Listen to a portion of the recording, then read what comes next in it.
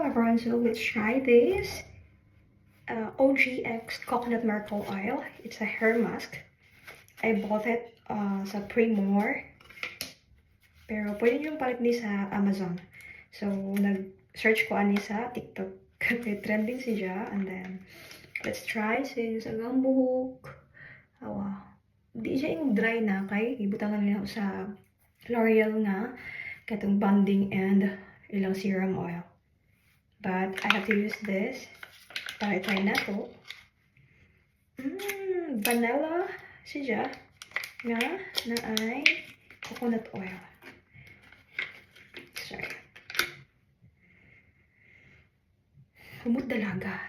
Dalaga. So, nga niya yung texture. So, nga niya yung texture.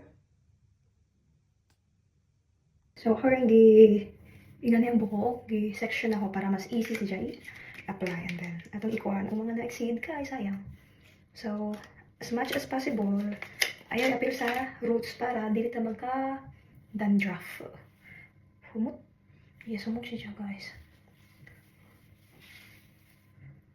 So, ako kasabot kung saan siya paggamit. Kanang kung saan una akong dapat ba mag-shampoo, mag-conditioner, and then this one. So, ang ako nakita po sa TikTok ay someone nga siya gibuhat. Iyang gi-apply. And then, nagawa siya 10 minutes. Siguro, depende ni mo kung agaho, mas panahon. Mas pang oras. Kaya maghindo ko sa mga kuko while kuan siya, nakababad.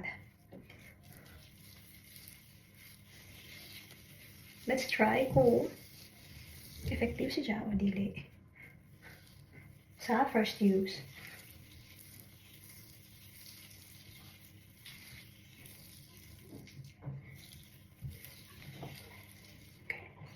Another one.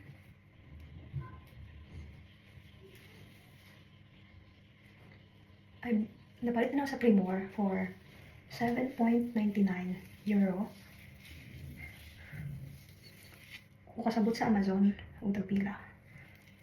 Pero sa Pilipinas, daghan mo mga hair mask nga nindot po na.